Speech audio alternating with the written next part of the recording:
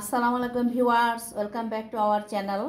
আজকে আমি রুই মাছ দিয়ে পুঁই শাক আর রুই মাছ দিয়ে একটি দুর্দান্ত স্বাদের রেসিপি নিয়ে হাজির হয়েছি। আর সেটি হচ্ছে পুঁই শাকের চপ।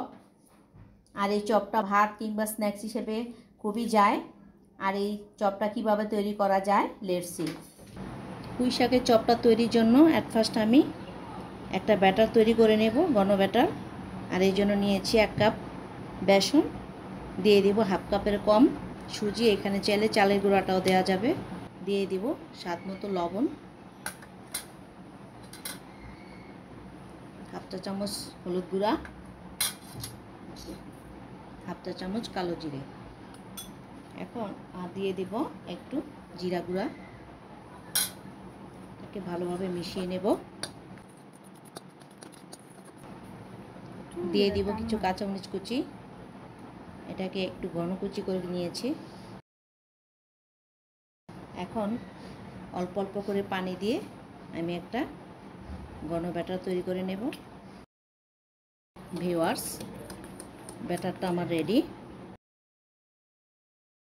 চপের পুরটা তৈরির জন্য আমি এখানে সিদ্ধ আলু নিয়েছি আর 1 পিস রুই মাছ ভাজা নিয়েছি।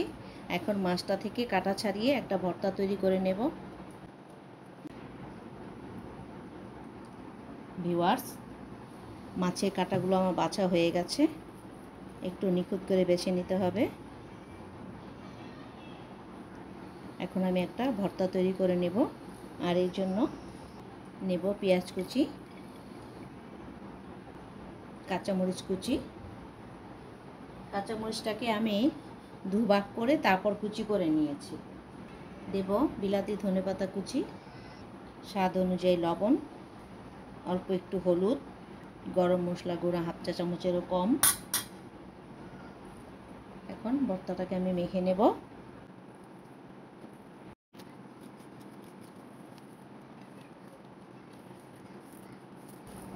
আপনারা চাইলে এখানে চিলি ফ্লেক্সটাও দিতে পারেন, তবে কাঁচামরিচের গন্ধটাই ভালো লাগে।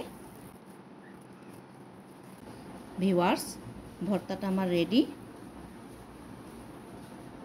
আমি এখানে কিছু পুঁই পাতা নিয়েছি, আর এগুলো আমাদের নিজস্ব টবের থেকে নেওয়া।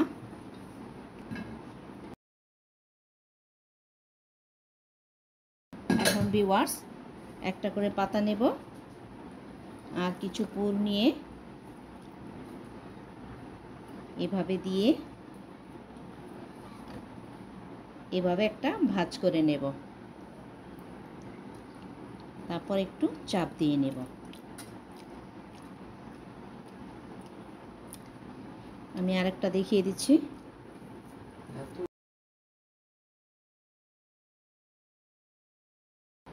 এভাবে আমি সবগুলো তৈরি করে নেব। ভিউয়ার্স, চুলায় একটা প্যান বসিয়ে তেল গরম করে নিয়েছি। এখন একটা একটা করে পাতা নেব আর এই বেসনে চুবিয়ে তেল দিয়ে দেব।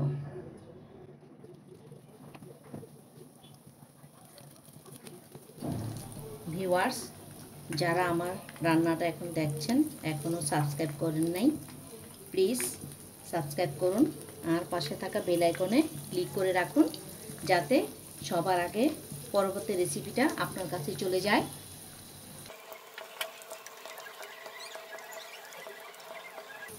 আজকের এই চপটা আপনি চাইলে স্ন্যাক্স হিসেবে খেতে পারেন, আবার ভাতের সাথেও খেতে পারেন। একেবারে কম উপকরণে, ঘরে থাকা কিছু সাধারণ উপকরণেই আপনি তৈরি করে নিতে পারেন এমন একটি মজাদার রেসিপি। এবার এটাকে আমি উঠিয়ে নেব। ভিউয়ার্স, আমি তো এখানে রুই মাছের টুকরা নিয়েছি, আপনারা চাইলে অন্য যে কোনো মাছের টুকরা নিতে পারেন, কোনো সমস্যা নেই। চাইলে চিংড়ি মাছটাকেও আপনি ছোট ছোট করে কেটে অথবা মাঝারি সাইজের চিংড়ি হলে আস্তেও দিতে পারেন আলু ভর্তার সাথে। একটা করে মাছ দিয়ে আর একটু আলু ভর্তার সাথে এভাবে মুড়িয়ে, পাতার সাথে মুড়িয়ে এভাবে ভেজে নিতে পারেন। একটা খুব অল্প খরচের একটা খুব মজাদার রেসিপি এটা।